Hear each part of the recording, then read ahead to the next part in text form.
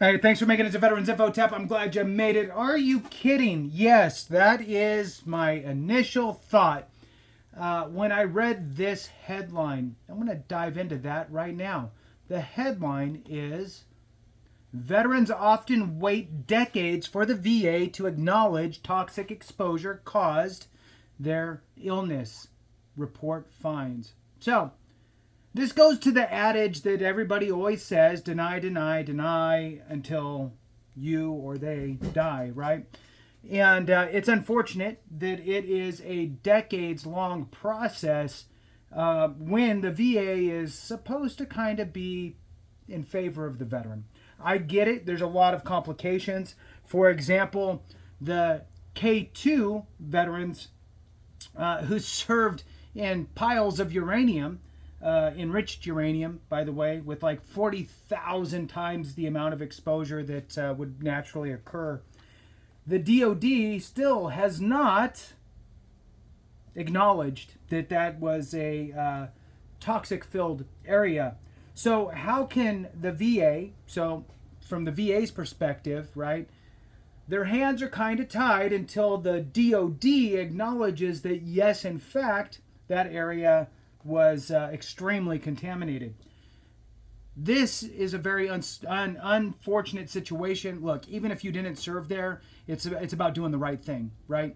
So let's get our legislators on board. I don't think that this is actually going to talk about K2, but let's dive into this article. Before I do, though, I wanted to throw a special thanks out to a few folks that did some super comments in the comment section. Those super comments really do mean a lot to me, and I really do appreciate it, so that's why I want to acknowledge you. So, Todd Talk 3912, Todd Talk 3912, thank you so much. I really appreciate your super comment. Fred Zelinsky, thank you. Frank Zelinsky 370, Frank Zelinsky 370. Thank you so very much. I really appreciate your super comment in there. And Wild Willie, to you, thank you so much. I appreciate you very much. Thank you for all your support. So with that, let's jump back into this article here. Again, the headline is Veterans often wait decades for the VA to acknowledge toxic exposure caused their illnesses, a report finds. This is on Stars and Stripes, and wanted to share it with you here today. This was done by Linda Hershey, and it came out September 18th, 2024. Sharing it with you here today. All right, if you want to support the channel in other ways, consider being a member. You can do that by going to the homepage. You'll see the highlighted members and the join button. Thank you to all you members. I truly appreciate you. All right. Whew. Let's jump into this. It takes more than 30 years on average after a service member is initially exposed to toxins for the Department of Veterans Affairs to acknowledge the illness, leaving tens of thousands of veterans waiting decades to receive compensation, by the way, not backdated, and health care, according to new analysis. The Disabled American Veterans, the DAV, and Military Officers Association of America, MOA, released a report Wednesday that examined the reasons for prolonged delays by the VA in awarding disability benefits and offered recommendations for Congress to shorten the time that it takes to assist veterans exposed to toxins. The analysis found veterans who have experienced toxic exposure have extremely long waits to get a determination from the VA for a presumptive service connection for their illness and injuries. That is ridiculous. A presumptive should be fast-tracked, especially if you are only filing for presumptives. Should be fast-tracked, and in my opinion, look, it's not going to happen overnight, but I would say a 3-month timeline should probably be the maximum for a presumptive condition. Moving on. There has been no change to my situation, said Mark Jackson, a former Army staff sergeant who served at K2, how funny, air base in Uzbekistan in 2003 and 2004. Jackson, 47, said he's been trying for more than a decade to have the VA acknowledge that his health problems are related to toxic exposures from radiation, a bunch of chemical weapons and jet fuel at the former Soviet base. Now, I'm going to tell you this. There has been some reports that were released or unclassified that acknowledge the fact that uranium was there. Take your mind out of K2 for a second, and anything that you think was caused due to your time in service, if you can find any sort of documentation that shows that whatever, there was asbestos on the ship, or there was asbestos in the barracks, or there was Agent Orange used, or there was some other sort of situation, if you could find any reports, anything that acknowledges that, that is evidence for you. And you don't need it to be a presumptive condition. You need to prove that it was there and have your doctor write you that Nexus letter. All right, moving on. Jackson has severe osteoporosis, anemia, and a thyroid that quit functioning shortly after he left military service. He suffers frequently from unexplained infections that require hospitalization, but he only received benefits for his thyroid condition, which means he must cover the medical cost for his other conditions, either out of pocket or through private insurance. The onus is on me to prove everything, Jackson said about his attempts to receive VA health care and disability compensation for medical conditions that he believes are related to toxic exposures at K2. The VA, on average, takes 31 years to acknowledge a toxic exposure after the first incident. According to the report, presumptive service connections are established on average 34 years after the first exposures occurred.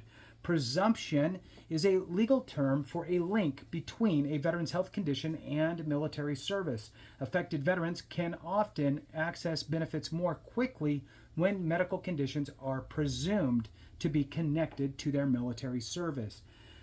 The analysis validated what we thought, that it takes decades to establish presumptives. Peter Dickinson, senior executive advisor at the DAV, said about findings in the report. Veterans with toxic exposures often don't develop illnesses until years later, which makes it difficult to prove a connection to military service and contributes to the delays, according to the report. Veterans also tend to have a harder time obtaining evidence to support their claim of toxic exposure because they might not have known at the time that they were being exposed to hazardous materials or their health problems were related to it. In addition, the analysis found policymakers typically wait decades before establishing toxic exposure presumption or presumptive service connections because of evidence and information that is missing or incomplete. The report, which is titled Ending the Wait for Toxic Exposed Veterans, offers recommendations for overcoming delays in connecting a toxic exposure to a service member's illness. Congress needs to establish deadlines and greater oversight for evaluating sites that might contain toxic materials, confirming service members were exposed to toxins, and establishing presumptive service connections for VA benefits, the report said. Each of these steps would be linked through a series of timelines, triggers, thresholds, and deadlines, all based on well-grounded research and analysis, the report said. Congress also must invest more in research on how toxic exposures and environmental hazards impact veterans' health. I agree wholeheartedly with all of that. Moving on, the report described how it would look, or the report described how it took decades for the military and VA to recognize the cancers and diseases that Vietnam veterans later developed were connected to exposure to Agent Orange and other herbicides sprayed in the Vietnamese jungles during the war. Example, Vietnam, 60s, 70s, and here you are a couple years ago getting hypertension as a presumptive, right? That's a lot of years. Moving on, although the Department of Defense was known to have used dangerous chemicals that service members were exposed to during the war, it took years for these men and women to develop cancers and other debilitating conditions that they believed were caused by Agent Orange exposure, according to the report. The VA has acknowledged 30 toxic exposures since World War I. About half of the exposures are now considered presumptive when awarding benefits. Once a presumptive service connection is established, veterans can file claims for benefits for diseases and disabilities identified as resulting from toxic exposure. They do not have to prove their illness was caused by the exposures. Other toxic exposures connected to veterans' illness and injuries have included radiation exposure from the atomic testing in World War II, water contamination at Camp Lejeune in North Carolina, and toxic fumes from sandstorms, burn pits, and other airborne hazards in the Middle East and Afghanistan. As soon as there is any awareness of a toxic exposure, there needs to be an acknowledgement of it by the federal government. There is no formal requirement now about when that should take place, Dickinson said. All right, so with that, we're going to end it there. But the big piece that I want everyone to understand is this is two pieces. Two things. One, we need to tell Congress that they need to fix this, right? And for K2 veterans and all veterans, right? That needs to happen. The other thing is, if there's any reports out about certain things that you could have been exposed to, that again is evidence that you can use as you're filing your claim, and just file a direct service connection. Do not wait for it to become a presumptive. File a claim anyway, and get the best documentation and evidence that you can and submit that. With that, thank you so much for watching. I appreciate you. Have a great one, and remember, if we don't take care of each other, something went wrong.